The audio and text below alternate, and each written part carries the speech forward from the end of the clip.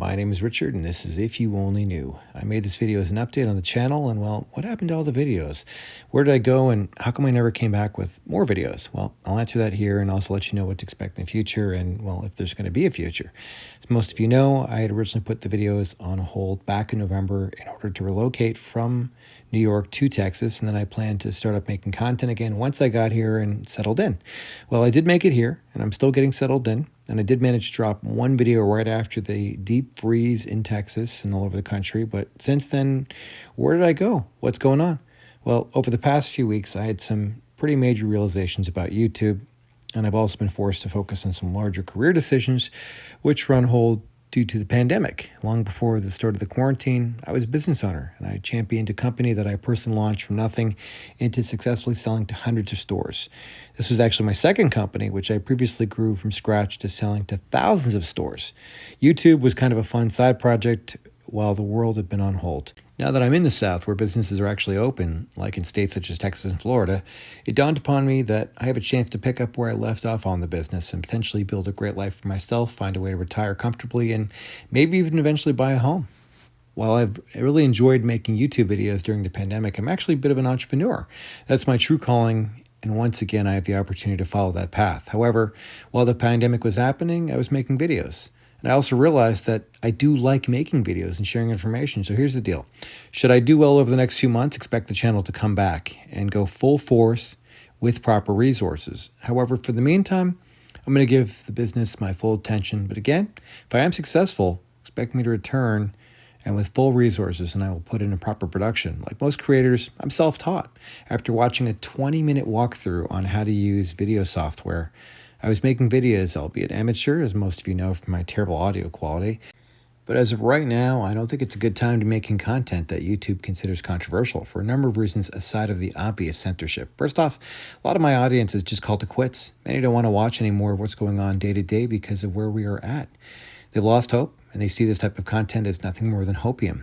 Even many of my own personal friends don't even want to watch the X22 report or anything news related because they feel exhausted from having been so heavily invested into following everything that was happening day to day and see it also go differently than they'd expected. Many, including myself, had huge expectations of what was going to happen and when. And when it didn't happen, for many it was like hitting a wall.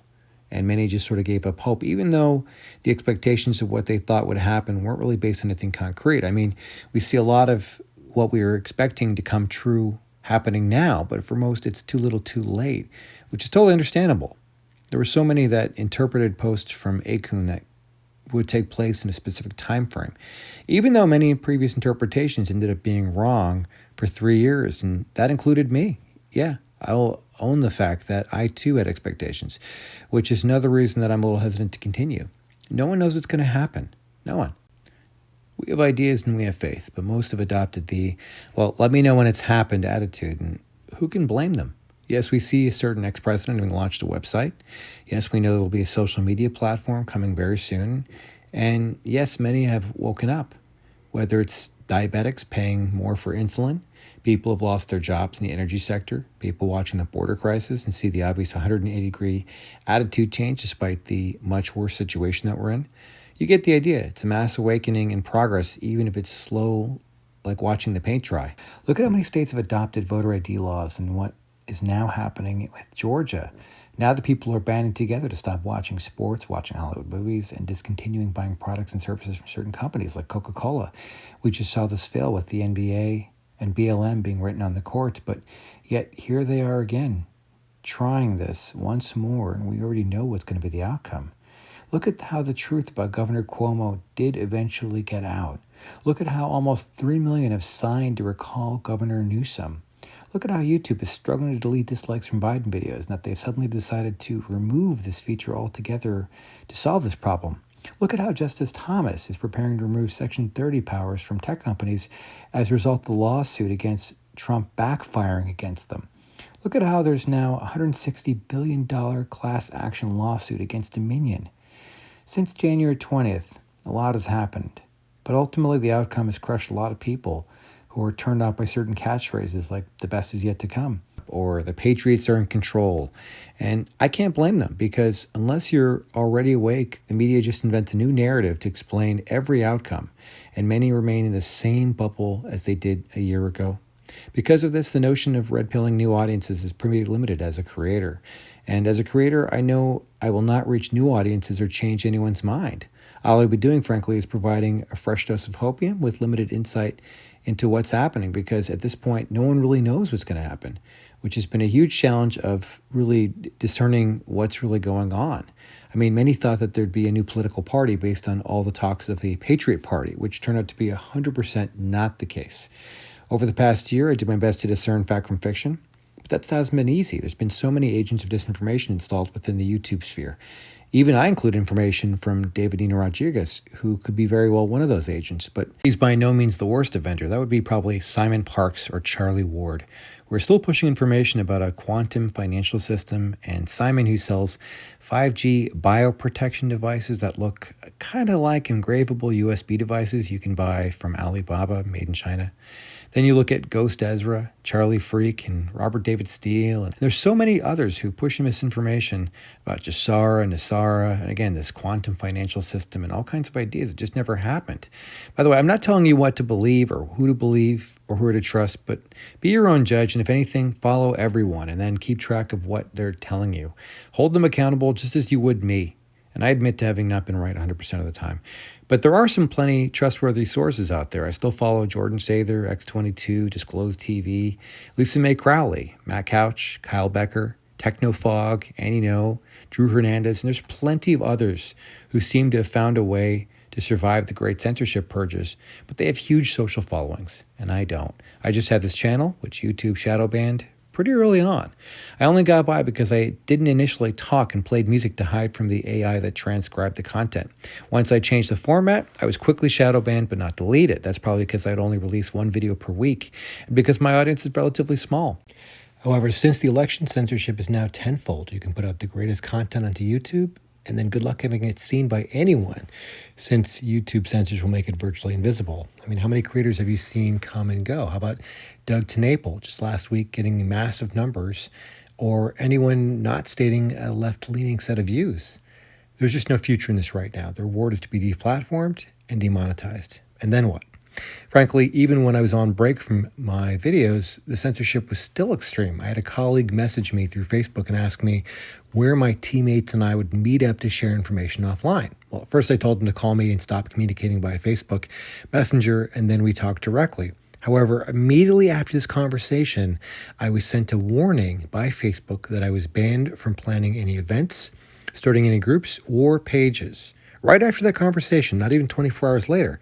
Now, you might think this is a coincidence that happened, but just a few days after, I was commenting on a post with two other people as an example of a certain type of an event, one of those flags that happened to be very false. I think you know what I'm referring to.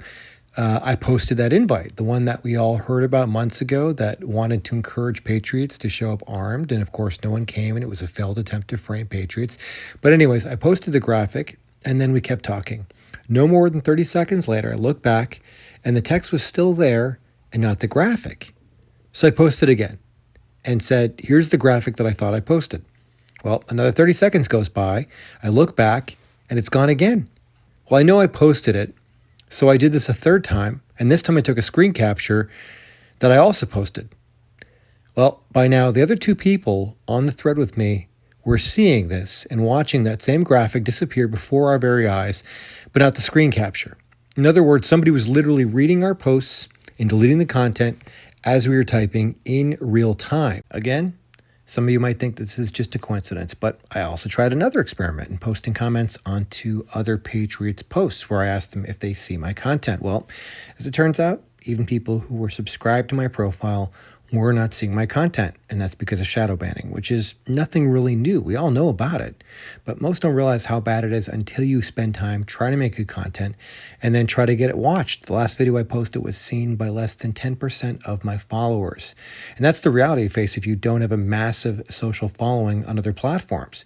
Since being shadow banned on YouTube, I've always been stuck at the exact same number of subs for almost over a year on YouTube, unable to grow or be seen by new audiences. Now, I know some of you might be saying to go to BitChute, Rumble, Telegram, or all the other platforms, but unless you have a large audience that follows you, restarting on new platforms becomes diminishing marginal return. Over time, you are seen by fewer and fewer eyes if you are not deleted, deplatformed, or demonetized. Also, let's say you do find a way to stay under the radar, you still run the risk of being seen by someone you work with in your place of business or by the human resource department. You essentially can't even promote your content socially or risk the consequences. This happened to me, and fortunately I moved to Texas, but even once I moved to Dallas, I was warned not to tell anyone because of certain liberal employees. My current company does have such a policy in place to terminate at will for whatever reason. These are scary times, but it gets even worse. Let's say you believe you managed to get away with posting what the internet has labeled as controversial. Does it really go unnoticed? How else can it impact you? I mean, if you're just shitposting on Facebook, can it really impact you? While I cannot prove this, I know that I'm shadow banned on Facebook, and I do suspect that the Facebook and Instagram profiles of businesses that are attached to my personal profile have been affected. Behavior of the numbers since I started becoming vocal. While a lot of the performance might be just revved up pay-to-play policies where Instagram wants you to pay to be seen, if your Facebook account is shadow banned, so might any pages where you are the admin. I mean, does that sound that crazy that these tech giants shadow ban your personal and other pages that you're associated with? Sadly, it's become a challenge that only can be overcome if you're already a celebrity or a lawyer like James O'Keefe or independently wealthy and have the resources to sustain all the blowback. I mean, if you're retired like Dave from X22 and don't have to worry about getting a call from HR, great, I envy your freedom. And we should all work towards that financial independence so we can all speak freely. I mean, good for Gina Carano for gaining exposure from Disney's Fallout. But how many actors will probably never work again? What if the average person means that your Facebook pages for your business can be silenced and affect your reach, your income, and your family? Also, when I began the channel, I did this without the need for compensation. It was a hobby that I did because I felt it was the right thing to do for God and country, as it was never a monetary success. To this date, despite over 1.5 million views, I never made 1 cent from YouTube. I've only received very small amounts of donations, but that's okay. Some things you do for reasons aside of money. I wanted it to be helpful, at least to some. Whether it's for the people who are mostly awake, just trying to make sense of it all to help them put the pieces together, or for someone looking for a silver lining through all the chaos, or for someone not awake, looking for another point of view. Maybe I can wake them up. Unfortunately, it's all become nothing more than ammunition for the system to use against anyone attempting to speak the truth, or with another point of view that is not left-leaning, to use in order to shut them down, shut down anyone who questions anything, and label these people as nothing more than alt-right or spreading of conspiracies and misinformation, which has truly forced any creator to rethink the risks versus the rewards. And we know that we haven't seen the end of this, and that's going to get worse once the former president, whose name I can't even say on this video, starts up a new social network and begins sharing information. The ratchet's only going to tighten more. Frankly, it all reminds me of a scene in a certain movie where the evil empire wins the day, and the important character goes into hiding. And no, I'm not comparing myself to Yoda, but I do plan to lay low and wait for the right time. And this may require that I stay quiet for a while. I have no idea. However, there is another possibility. On April 12th, Mike Lindell plans to launch a new social platform, Frank, which he has described as a social platform like no other. Lindell has planned this platform to be self-hosted, which could help to protect it from takedowns by Amazon, Google, or Apple. And we also know that the former president will be launching his platform in the coming months as well. Maybe we won't need YouTube. Maybe I'll see you later on Frank. However, until then, this is goodbye for now. My name is Richard, and this is If You Only Knew.